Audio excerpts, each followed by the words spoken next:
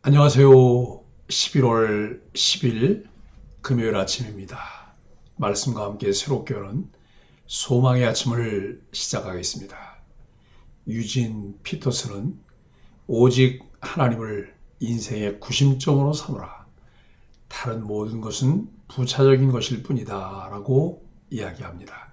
사무엘상 17장 41절로 49절까지 말씀을 본문으로 하여 골리앗을 끝장낸 하나님의 이름이라고 하는 주제로 함께 은혜를 나누기를 원합니다. 아무리 찾아도 적임자는 없었습니다. 그렇게 여호와 이름을 모욕하고 사울이 골리앗과 싸워 이기는 자에게는 엄청난 보상을 약속했지만 어느 누구도 골리앗과 싸우기에 나서는 사람은 아무도 없었습니다. 소년 다윗이 거룩한 분노를 품고 하나님 한 분만 의지하며 골리앗에게 나갑니다. 골리앗은 다윗의 외모를 보고 그를 우습게 여깁니다. 그리고 자신의 신들의 이름으로 온갖 저주를 합니다. 골리앗이 자신의 신의 이름으로 온갖 저주를 할 때 어떤 이들은 두려움을 갖습니다.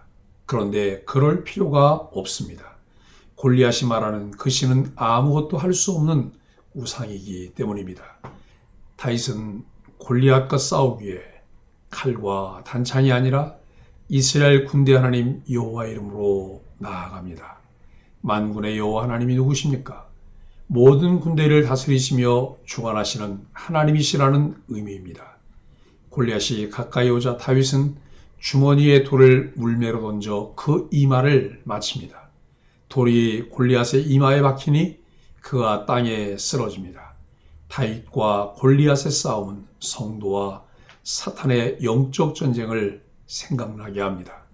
다윗은 하나님의 이름으로, 골리앗은 자기가 믿는 신들의 이름으로 나아갑니다. 그들 각자가 믿는 신을 대리해 싸우게 합니다. 그런데 이미 블레셋의 다곤 신상은 하나님의 언약궤 앞에 고꾸라졌고 손과 양손이 잘렸습니다. 승리하신 하나님을 믿는 성도는 이미 승리자입니다. 하나님의 이름을 의지하는 성도에게 그분이 승리의 멸관을 씌워주십니다. 다윗과 골리앗의 1대1 전투는 얼핏 보기에는 일방적인 승리가 예상되는 싸움이었습니다. 골리앗은 물론이고 사울과 이스라엘 군대도 마찬가지의 생각이었습니다. 하지만 다윗은 줄곧 이 전쟁이 거룩한 전쟁임을 되새기고 있었습니다.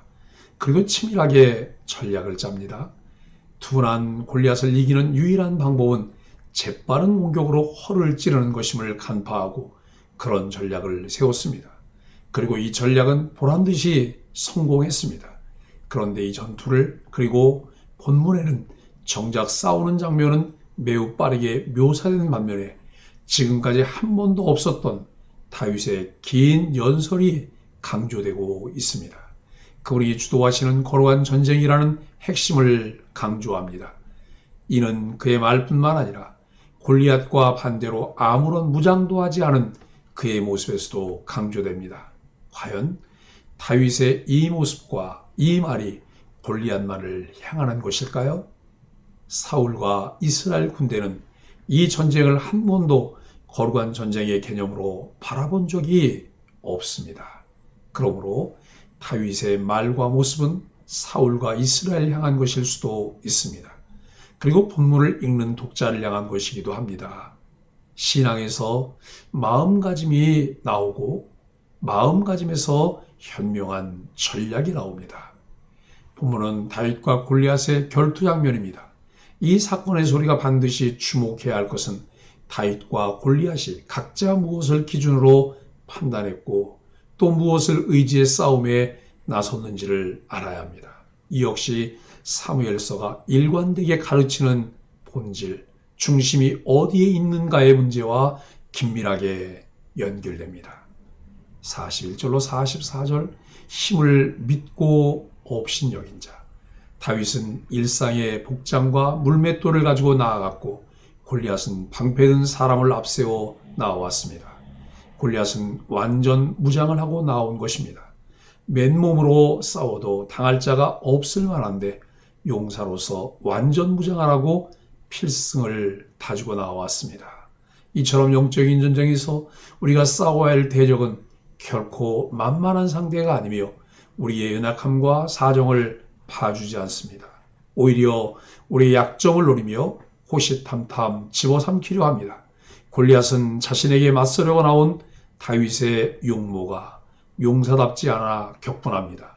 그래서 자신의 신의 이름으로 다윗을 저주합니다. 그 신의 이름이 명시되지 않았지만 블레셋의 대표적인 신인 다곤일 것입니다. 다곤은 반인 반어의 형상으로 풍요를 상징합니다. 지금 우리에게 가장 큰 우상은 만몬이라는 돈입니다. 이 땅의 풍요로움을 좇느라 하나님을 놓치는 어리석음에 빠지지 마십시오. 45절로 49절은 무엇을 믿어야 하는지 아는 자. 다윗은 칼과 창과 단창으로 무장한 골리앗을 향해 자신의 무기는 만군의 여호와 하나님의 이름이라고 선언합니다. 골리앗의 무기가 만군의 여호와 하나님의 이름 앞에서는 아무것도 아님을 선언합니다. 골리앗은 어려서부터 용사였고 지금 강력한 무기로 무장하고 있지만 정작 그의 신은 존재하지 않는 거짓신이었습니다. 그 사실을 다윗은 너무나 잘 알았기에 자신의 연약함에도 불구하고 승리를 확신할 수 있었습니다.